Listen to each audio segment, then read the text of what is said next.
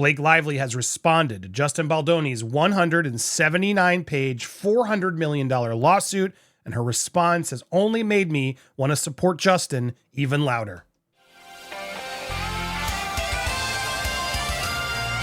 Welcome to Popcorn Planet. I am Andy Signore. And hey, Blake, tell me you didn't read Justin's lawsuit without telling me. Oh, okay. This is how you do it. Guys, we read the lawsuit yesterday, spent 4 hours. You can watch the whole stream over on our Patreon. And we did a summary for you, which you guys have been watching like crazy. Thank you for everybody who's spreading it. Please continue to spread it because Blake Lively is just going to deny, avoid, ignore. She's going to act like all the things that Justin pointed out that are very valid are just, abuser playbook tactics. Guys, him defending himself just proves he's the abuser. She doesn't address any of the actual valid things that Justin points out in his lawsuit and instead just goes on the attack. She's taking a playbook from the Amber Heard tactics playbook, sadly. Let's read her quote. I hope you're sitting down. Here's how Blake Lively's lawyers team, etc., are responding to that massively epic and valid, defense that Justin has shot back. Here's what they're saying. The latest lawsuit from Justin Baldoni, Wayfair, and its associates is another chapter in the abuser playbook. This is an age-old story. A woman speaks up with concrete evidence of SH and retaliation, and the abuser attempts to turn the tables on the victim. This is what experts call DARVO, deny, attack, reverse, victim, offender.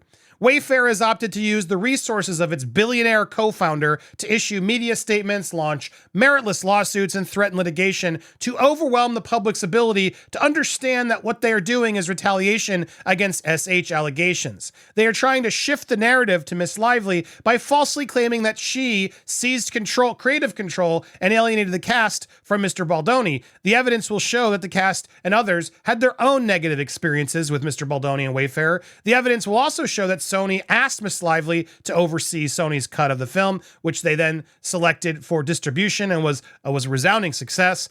Their response to the SH allegations, she wanted it. It's her fault. Their justifications for why this happened to her, look what she's wearing. In short, while the victim focuses on the abuse, the abuser focuses on the victim. The strategy of attacking the woman is desperate. It does not refute the evidence in Miss Lively's complaint, and it will fail. Now, the reason I've avoided bringing up Amber Heard. I don't like to compare things, but to bring up the Darvo and try to label it a Justin is exactly what Amber Heard did to Johnny Depp. This is what this professor who coined the term Darvo recognized that Johnny Depp uses the exact tactic against Amber Heard. Darvo tactics, when the alleged offender denies the behavior, attacks the accuser, and reverses the role of victim and offender, was not confined to the courts. According to the U.S. academic who coined the term, Darvo has studied the tactics used by alleged predators. Social media was used to undermine Heard's case and bolster Depp's. Jernnifer Freed, a professor in psychology, said the traducing of Heard's reputation online was overwhelming. Gee, I wonder why it was overwhelming. Because she was caught lying. Like, it's like maddening how we're continuing to try to rewrite the history when there's actual audio evidence that shows Amber Heard was a psychopath lying and that Johnny Depp was stuck in an abusive relationship. Sure, did Johnny Depp use alcohol and stuff? Yeah, so did Amber Heard. She was a druggie herself. Everybody tries to paint it like, oh, well, they were just both monsters and whatever. But the reality was, no, Johnny was the victim. He was. It was proven in court.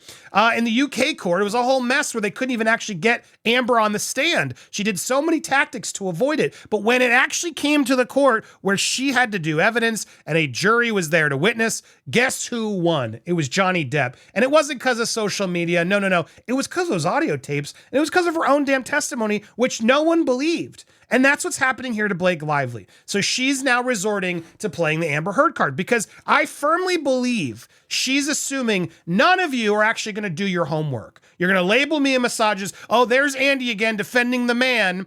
I mean, meanwhile, we've been calling out Diddy like crazy, calling out Jay-Z like crazy. But no, we're just misogynists whenever they deem us that. When the reality is, Blake Lively, you're avoiding taking accountability for clear evidence that's in Justin's lawsuit. It's like shocking. If you guys actually read these suits, and I've read them both, I've really tried to stay out of this, but reading Justin's opened up my eyes. Here's Blake's, where she puts this evidence, which always sort of made me think, well, yeah, clearly there's something wrong with Justin of his own teams. He doesn't realize how lucky he is right now. We need to press him just how effing lucky. The whispering in the ear, the connotations, like, you know, JFC, other members feeling uncomfortable watching it. I mean, there is just so much. Now, that's how they put those texts. And when I read that, I was like, nah, yeah, that's not a good look. That doesn't look good. But here's what Justin provides, the full context of the conversation. They admitted all the setup before about all the rumors being spread, yada, yada, how hard it's been to sort of try to combat the false rumors, and then how lucky he is. Here are the two quotes. Doesn't matter if it's not true. I know. I don't think they get that. They think the truth wins. No, it doesn't. Laughing face. And I'm like, we are dealing with a psychopath who literally called you a predator. Let's all be happy with difficult. Now, context doesn't support Blake Lively. They call her a psychopath. They acknowledge that Justin and team want the truth to prevail.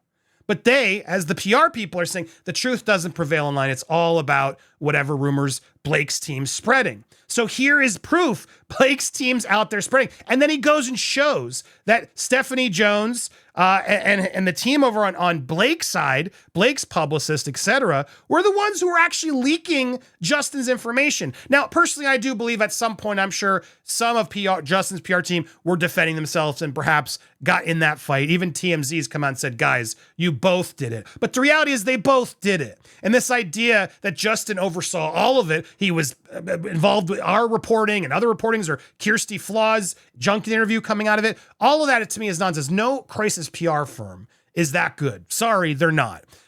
When something goes viral, it goes viral, and then the internet just takes it and runs with it. There's nothing anybody else can do. And the reason it went viral is because Blake was a mean girl. People haven't liked her for a while. It wasn't just this movie. And her promoting her brands like Ryan Reynolds does on this type of movie was a mistake. And I think she knows that now and saw it. It looked bad. Her and Parker Posey's treatment of junk interviews. But it wasn't just that one. There were other ones that came in where Blake was extremely rude. But where stuff really gets crazy is when this is the 17-page letter, the 70 points that they actually had to sign on. And if you go through Justin's lawsuit, they go through every single one explaining the problem. And they even mention the fact that it's all untrue, but a bulk of it is actually on video. It's because they filmed it on dailies. And they can prove there were no unwanted kisses. In fact, it was Blake who was doing it to Justin.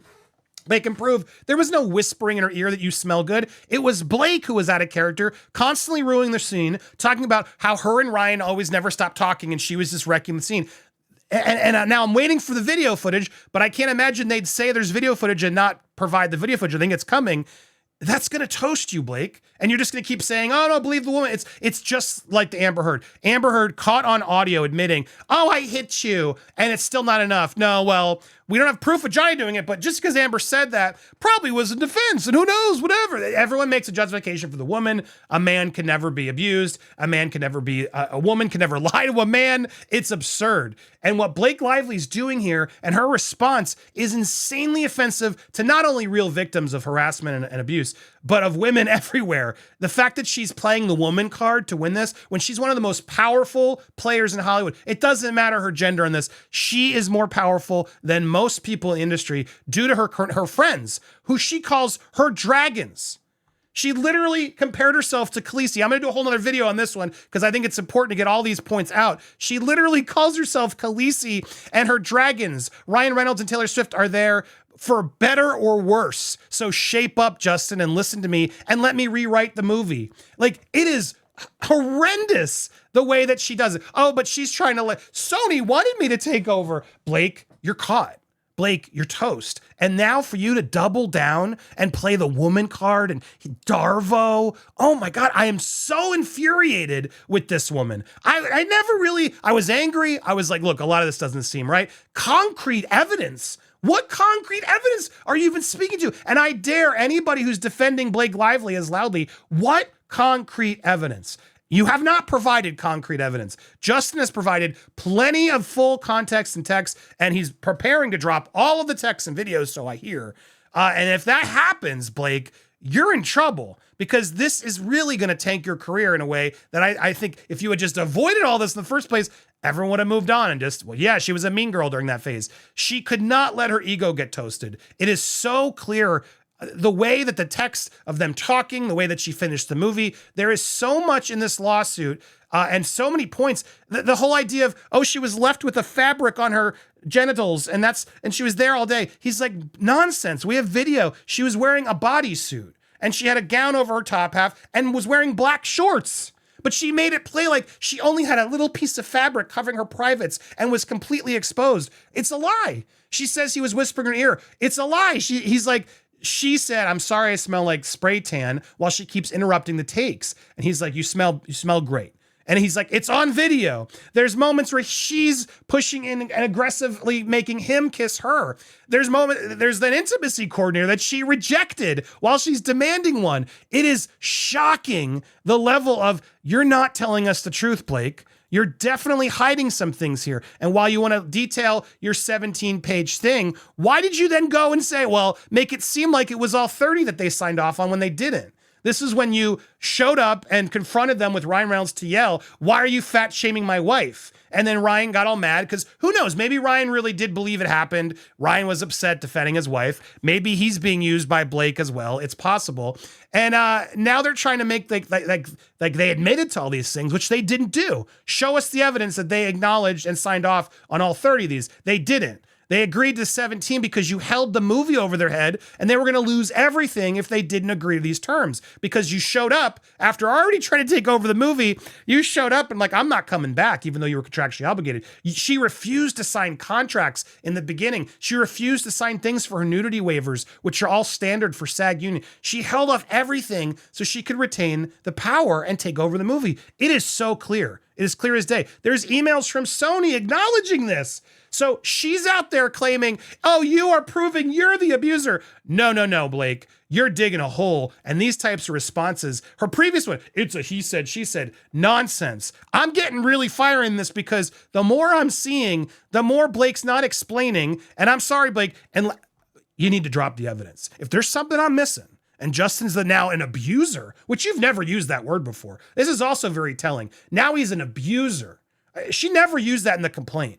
She's, harassment. There were claims, which I would argue all those claims weren't even harassment. Harassment requires multiple, like showing up multiple times. And each of her points where she complains about him, even if you were to believe them all, they're all clearly like moments that he stops. She acknowledges that once they agree to this meeting, everything never happened again. So I don't understand what the harassment actually even was. And when you see like she was offended by him using the word sexy. Meanwhile, she makes so many other worse things in text that Justin provides. He's like walking on eggshells. Every exchange that he shows that he's very professional, polite, and just dealing with the fact that this diva, Blake Lively, wanted to take over the whole movie. And it's heartbreaking as you watch, and she does. He's pushed out of all post-production. He's pushed out of his own premiere. His family is riddled to the basement. It is shameful what she did in this film. If you were so unhappy with him, then leave. People are like, well, she has contractual obligations. No, not if he's an abuser. Not if she wants to call out and say, I don't feel safe on this set, and he's doing these things. She would have been lifted as a hero. Now, they probably would have tried to sue her, and I don't think she was ever actually trying to leave. I think she was doing all this to plan just in case she needed to take control of the film. I think she was being very manipulative. You can tell just by the certain things in the lawsuit that Justin provides that shows Blake's not being honest. So this is getting way uglier than I ever expected.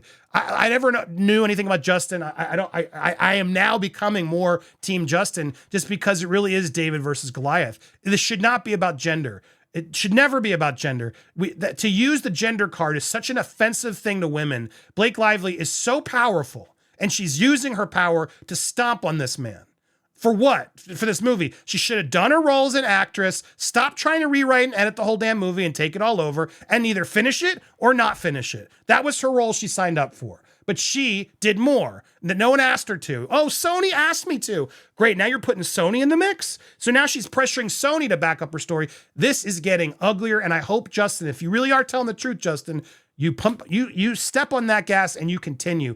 Don't settle. Let's see this through. Let's really get Blake and Sony's text. Let's get the full truth out so we can see really who's Darvoing who. Because I have a sense, just like somebody else back in the day, that Blake is not being honest. We got a lot more in this that we're going to be reporting on. In fact, we're going to be live doing our Uncensored show with about 12 o'clock p.m. Eastern. If you're a member here on YouTube, or better yet, on our Patreon, we'd love for you to support Patreon. Patreon's a way to support creators off the platform just because, YouTube isn't always reliable.